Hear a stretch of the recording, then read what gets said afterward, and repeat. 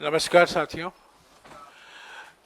Parliament का विशेष सत्र अभी खत्म हुआ है और इस विशेष सत्र में जो मुद्दे आए हैं उस पर राहुल गांधी जी आपको संबोधित करेंगे। उसके बाद कुछ सवाल लेंगे। मैं आपसे गुजारिश करूंगा कि ये सवाल सिर्फ विशेष सत्र तक ही सीमित रखा जाए। Rahul Gandhi ji. Thank you Jairam ji.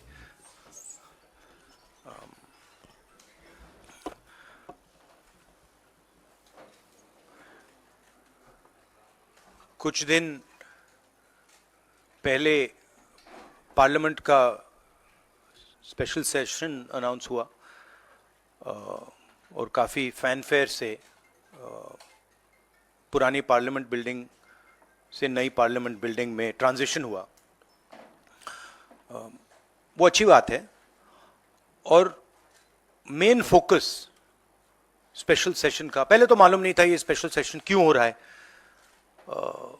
Speculation काफ़ी हुआ और फिर पता लगा कि इसका मेन फोकस महिला आरक्षण है।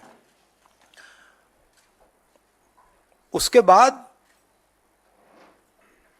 महिला आरक्षण तो बड़ी अच्छी चीज है, उसके बाद ये दो क्लॉजेज, इसमें दो फुटनोट्स हमें मिले। एक की महिला आरक्षण करने से पहले, महिला आरक्षण देने से पहले हमें सेंसस करना पड़ेगा और दूसरा डिलिमिटेशन करना पड़ेगा और इन दोनों चीजों को करने के लिए बहुत साल लगेंगे। सच्चाई यह है कि महिला आरक्षण को आज किया जा सकता है। 33% आज जो सीट्स हैं लोकसभा में, विधानसभा में, वो महिलाओं को दी जा सकती हैं। कोई कॉम्प्लिकेटेड मामला नहीं है, मगर सरकार वो नहीं करना चाहती है। सरकार ने ये देश के सामने रख दिया है, मगर रियलिटी ये है कि ये इंप्लीमेंट आज से 10 साल बाद होगा। ये भी नहीं मालूम कि होगा या नहीं होगा। तो एक प्रकार से ये डिस्ट्रैक्शन टैक्टिक है, डाइवर्जन टैक्टिक है। डाइवर्जन किस चीज से हो रहा है? डाइवर्जन ओबीसी सेंसस से हो रहा है। मैंने पार्लियामेंट में सिर्फ एक इंस्टीट्यूशन के बारे में बात की, वो जो हिंदुस्तान की सरकार का सेंटर है, कोर है, जो हिंदुस्तान की सरकार को चलाता है, कैबिनेट सेक्रेटरी एंड सेक्रेटरीज। और उसमें मैंने एक छोटा सा सवाल पूछा। प्रधानमंत्री कहते हैं कि वो ओबीसी के लिए बहुत काम कर रहे हैं। अगर प्रधानमंत्री इतना काम कर रहे हैं तो 90 लोगों में से सिर्फ 3 लोग ओबीसी कम्युनिटी से क्यों हैं? पहला सवाल। दूसरा सवाल, मैंने यही एनालिसिस बजट को देख के की कि भैया पूरा हिंदुस्तान का बजट क्या है और ये जो ओबीसी ऑफिसर्स हैं ये इस बजट में से कितना कंट्रोल कर रहे हैं और क्या कंट्रोल कर रहे हैं। आदिवासी क्या कंट्रोल कर रहे हैं, दलित क्या कंट्रोल कर रहे हैं। ओबीसी हिंदुस्तान के 5% बजट को कंट्रोल कर रहा है, ओबीसी ऑफिसर्स। तो मुझे बात समझ नहीं आ रही है। प्रधानमंत्री हर रोज ओबीसी की बात करते हैं, ओबीसी प्राइड की बात करते हैं, मगर ओबीसी के लिए किया क्या? अब जब मैंने ये बात बोली, उनका रिस्पॉन्स बड़ा इंटरेस्टिंग है। वो कहते हैं कि लोकसभा में हमारा रिप्रेजेंटेशन है। लोकसभा में रिप्रेजेंटेशन का क्या लेना देना है? मैं कह रहा हूं कि बजट डिसीजन जो लेते हैं, जो बजट को ऑफिसर्स हैं, जो बजट को कंट्रोल करते हैं, 5% ओबीसी निर्णय ले रहे हैं। और मैंने सिर्फ यह सवाल पूछा, क्या हिंदुस्तान में ओबीसी की आबादी 5% है? यह मैं जानना चाहता हूं। अगर 5% है तो फिर वो ठीक है, उसको मैं एक्सेप्ट करने के लिए तैयार हूं। मगर अगर वो 5% से ज्यादा है तो मुझे यह पता लगाना है, और एक बार मैं मन बना लेता हूं, मैं छोड़ता नहीं हूं, मुझे यह पता लगाना है ये ओबीसी हिंदुस्तान में कितने हैं और जितने हैं उतनी भागीदारी इनको मिलनी चाहिए। अब आप किसी लोकसभा में किसी भी एमपी से पूछ लीजिए, लोकसभा को टेंपल ऑफ डेमोक्रेसी कहा जाता है। आप किसी भी बीजेपी के एमपी से पूछ लीजिए कि वो कोई डिसीजन लेता है, कोई कानून बनाता है, कोई कानून बनाने में भाग लेता है, किसी से भी पूछ लीजिए, बिल्कुल नहीं।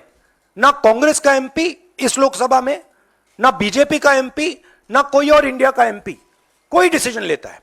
मतलब एमपीज को जैसे मंदिर में मूर्ति होती है वैसे मूर्तियां बना रखी हैं, और ओबीसी की वहां पे मूर्तियां भर रखी हैं, मगर पावर बिल्कुल नहीं है, देश को चलाने में कोई भागीदारी नहीं है। यह सवाल मैंने उठाया है कि क्या, और हर ओबीसी युवा को यह समझना है कि क्या आपको इस देश को चलाने में भागीदारी मिलनी चाहिए, हां या ना। अगर मिलनी चाहिए तो क्या आपकी आबादी 5% है, हां या ना, यह सवाल है।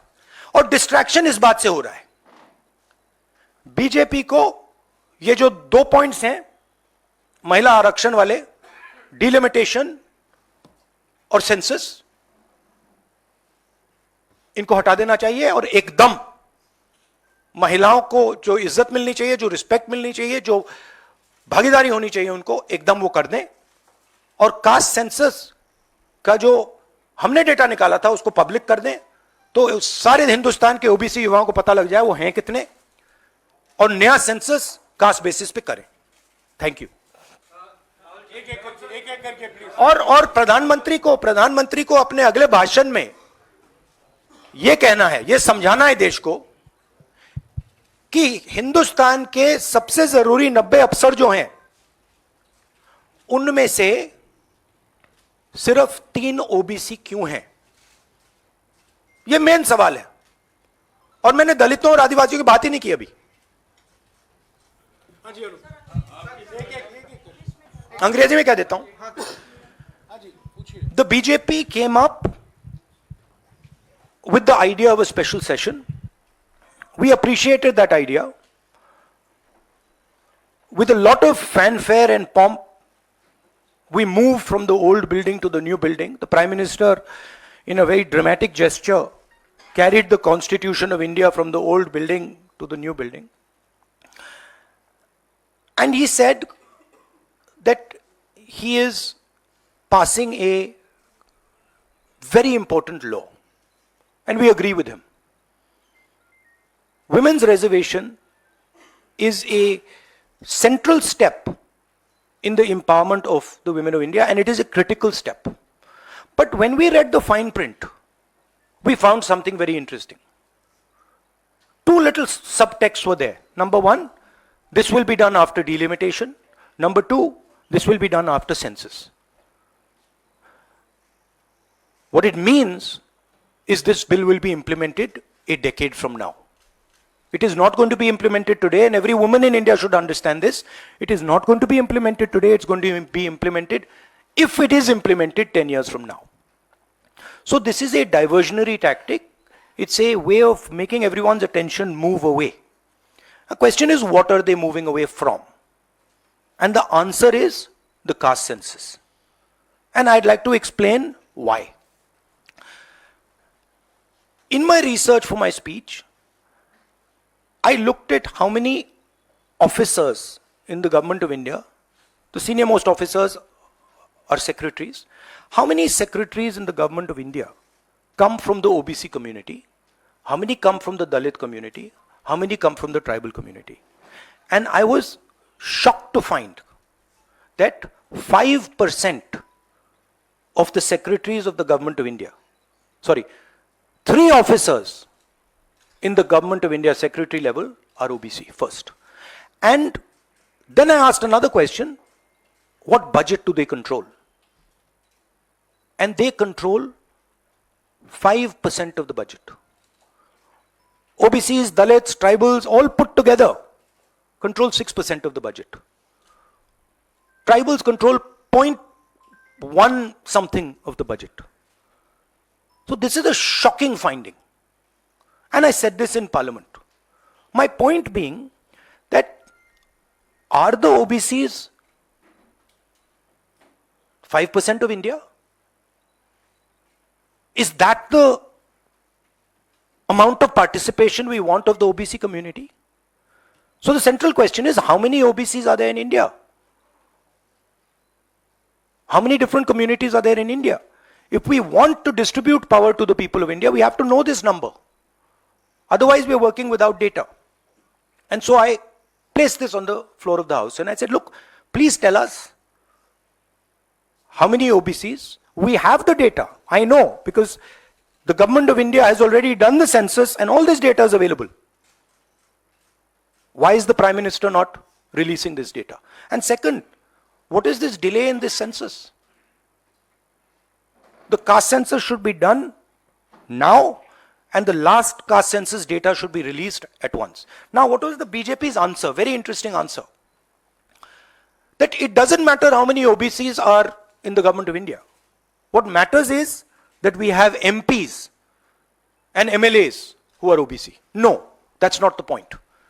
Because you can ask any MP or any MLA how much they participate in lawmaking, how much they participate in how the money in India is spent, they will tell you there is no participation.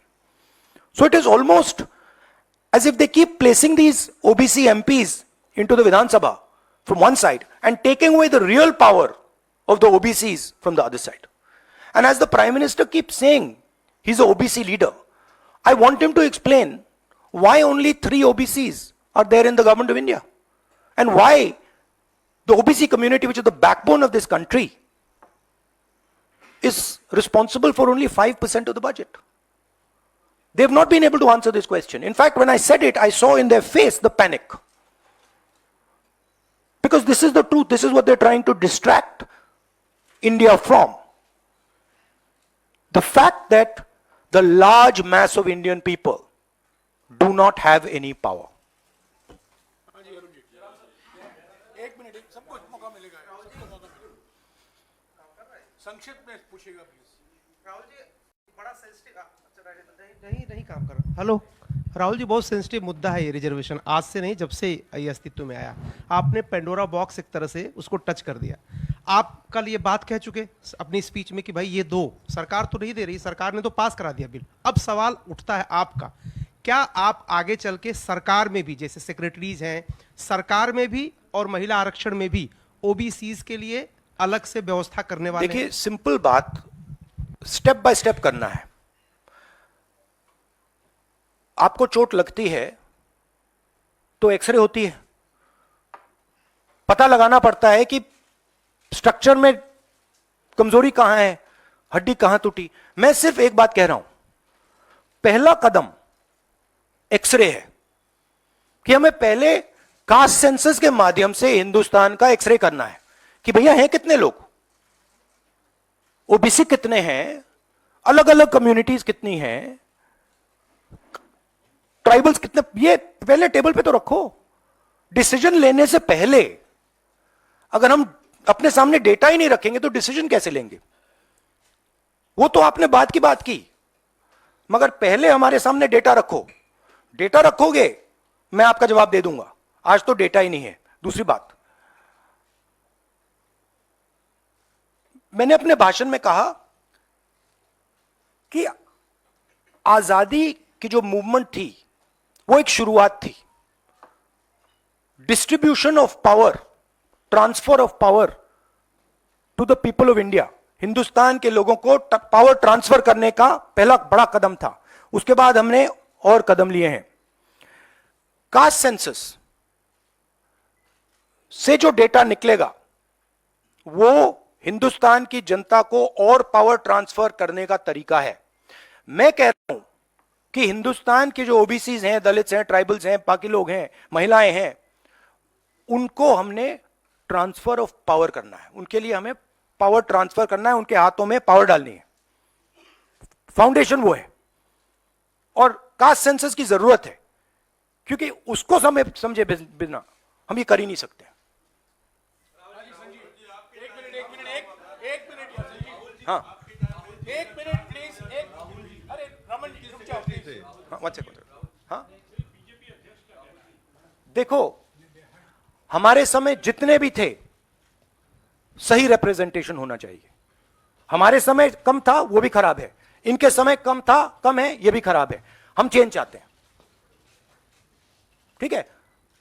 मेरा कहना है कि जब मैंने ये आंकड़ा देखा मैं हिल गया।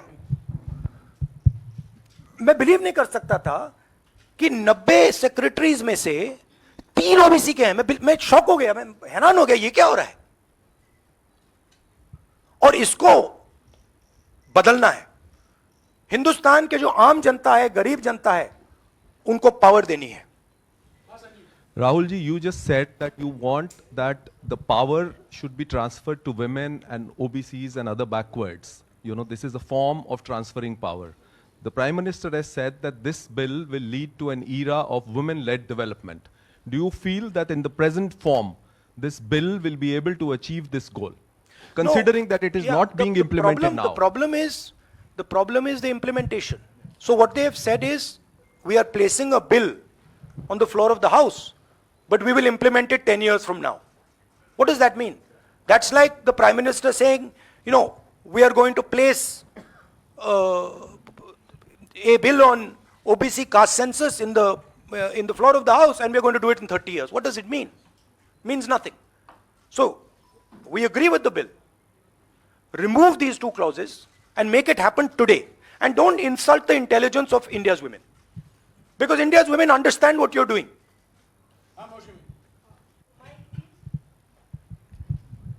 राहुल, क्योंकि स्पेशल सेशन की बात हो रही है, बहुत शॉकिंग एक वीडियो जो वायरल हो रहा है, उसमें रमेश बिदूरी साहब फ्लोर ऑफ द हाउस में एक स्पीच दे रहे हैं, जिसमें वो दानिश अली साहब को ऑन रिकॉर्ड, मतलब माइक पे आतंकवादी कहते हैं, मुल्ला कहते हैं, और कई शब्दों का इस्तेमाल करते हैं जिनका हम प्रयोग नहीं कर सकते। तो इस तरह का व्यवहार जब संसद के भीतर हो रहा है, किस तरह से आप इसको देखते हैं? देखिए, वो और पार्लियामेंट का इशू है, उसमें मैं ये स्पीकर की जिम्मेदारी है, और ये पार्लियामेंट्री प्रोसेस चलता है, इस पे मैं यहाँ पे कमेंट नहीं कर सकता हूँ। बट मैं कंप्लीट नहीं हुआ, कंप्लीट नहीं हुआ। राहुल जी, आप बहुत महत्वपूर्ण सवाल उठा रहे हैं। एक तो देरी का, दूसरा ओबीसी के कोटे की मांग कर रहे हैं। सवाल यह है कि 2010 में जब यूपीए के समय में बिल आया था, तब अगर यही कोटा जो आज कांग्रेस मांग कर रही है अगर दे दिया होता, तो ये कानून शायद 10 साल पहले बन जाता। तो ये जो आपसे सवाल पूछा जा रहा है कि आज आप कोटे की बात कर रहे हैं ओबीसी की, क्योंकि आप विपक्ष में हैं। जब सत्ता पक्ष में आप बिल लेकर आए थे, उस समय ओबीसी कोटा क्यों नहीं था, और क्या इसका आपको रिग्रेट है, अफसोस है कि उस समय ओबीसी कोटा नहीं दिया कांग्रेस ने? 100% रिग्रेट है, 100% रिग्रेट है। वो उस टाइम कर देना था, और इसको हम करके ही छोड़ेंगे। राहुल जी, एक minute शिद्रिता। Mr. Gandhi, what has changed since 2010 to now that you have shifted your stance on OBC support? We have not shifted our stance. You're maybe not well informed. We are the party that did the caste census. We carried out an entire census getting caste data. We didn't release it at the time. There was a discussion, internal discussion. We should have released it at the time, and it should be released now. There is no change in our view on this. Yes, I see.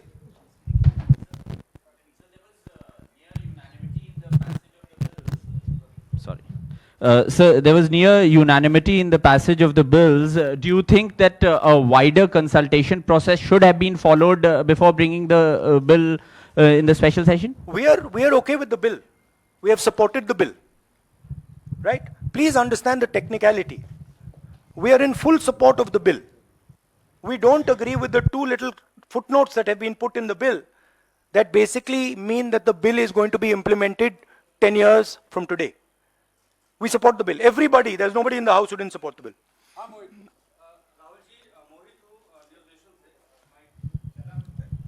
Rahul ji, मेरा सवाल यह है कि जब भी आप कोई issue उठाते हैं, तो आप लोग खासतौर पे राहुल जी, आपके ऊपर, आपके परिवार के ऊपर और आपकी पुरानी सरकार के ऊपर पर्सनल अटैक किए जाते हैं, आप लोगों के ऊपर अटैक किया जाता है। आपने ओबीसी का मुद्दा उठाया, आप लोगों के ऊपर अटैक किया गया। और उसके बाद अब बेबाकी से आपने बोला भी कि मैं रिग्रेट करता हूं कि हमारी सरकार में इसको शामिल कर लिया जाता तो बेहतर होता। आखिर सरकार की क्या मंशा है? 6 महीने के बाद लोकसभा चुनाव है, 5 राज्यों में विधानसभा चुनाव है, सरकार की क्या मंशा है कि ऐसे वक्त में बिल लाया गया, पास करा लिया गया, डिलिमिटेशन और परसिमन की कोई बात नहीं हुई? नहीं, मुझे, जैसे मैंने कहा, मुझे लगता है कि ये एक डिस्ट्रैक्शन टैक्टिक है और 2 मुद्दों से बीजेपी घबराती है, डिस्ट्रैक्ट कराना चाहती है और ये रिलेटेड हैं। एक है अदानी जी, जो देश का पूरा धन अपने हाथों में कॉन्सेंट्रेट कर रहे हैं, और दूसरा कास्ट सेंसस। तो ये रिलेटेड चीजें हैं और इन दोनों बटन को जब मैं दबाता हूं, जैसे यूं दबाता हूं, बीजेपी एकदम जंप करती है। तो क्यों करती है? क्योंकि वो जो ओबीसी कम्युनिटी है, सचमुच में उनको पावर नहीं देना चाहती है और वो पावर अदानी जी के हाथ में कॉन्सेंट्रेट करना चाहती है। सिद्धार्थ राहुल जी, आपसे सवाल ये है, क्योंकि जब आपने लोकसभा में भाषण दिया, आपने 90 में से 3 सेक्रेटरी और ओबीसी के जो ओबीसी कम्युनिटी है उसके हालात के बारे में बात करी। अगर 2024 में इंडिया ब्लॉक जो आपका बना है वो पावर में आता है, तो क्या इन चीज़ों को आप जल्द से जल्द इम्प्लीमेंट करेंगे? क्योंकि बीजेपी साफ तौर पर कह रही है कि आपके भाषण के बाद से साफ लग रहा है कि ओबीसी कार्ड इंडिया ब्लॉक या कांग्रेस पार्टी खेल रही है। तो आप अगर पावर में आते हैं तो आप क्या सबसे पहले ये देखिए, ये वो कार्ड की बात करते हैं, कार्ड के बारे में सोचते हैं। मैं कार्ड के बारे में ये सोचता हूं, मैं जो हिंदुस्तान की जनता है उनको एम्पावर करना चाहता हूं और अगर मुझे दिखे कि ओबीसी कम्युनिटी जो है, जो बहुत बड़ी कम्युनिटी है, किसी को नहीं मालूम कितने लोग हैं, बट लोग कहते हैं 50% तक हो सकते हैं। जब मुझे दिखता है कि एक कम्युनिटी है जिसमें हिंदुस्तान की 50% आबादी है और गवर्नमेंट ऑफ इंडिया के सेक्रेटरीज में 3 लोग हैं, 90 में से 3, और वो 5% बजट को कंट्रोल करते हैं, तो मुझे गुस्सा आता है, इरिटेशन होती है। इस देश में हो क्या रहा है? एक तरफ हम अदानी जी को देश के पूरे इंस्टीट्यूशंस पकड़ा रहे हैं, नरेंद्र मोदी जी, और दूसरी तरफ जो हिंदुस्तान की रीढ़ की हड्डी है, जो हिंदुस्तान को चलाते हैं, उनको हम हिंदुस्तान को चलाने में, सरकार को चलाने में कोई जगह नहीं देते हैं, दबा के निकाल देते हैं। तो इससे मुझे इरिटेशन हो रही है और जैसे ही हमारी सरकार आएगी, हमने वहां पे कर्नाटक में कहा था कि जिस दिन आएगी उस दिन हमारी 5 गारंटीज लागू हो जाएंगी।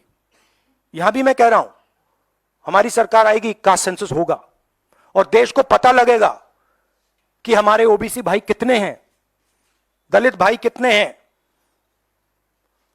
और उनको देश को चलाने में भागीदारी मिलेगी।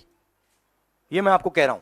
यह छोटी प्रोसेस नहीं होगी, एक दिन में नहीं होगा, मगर नियत समझिए।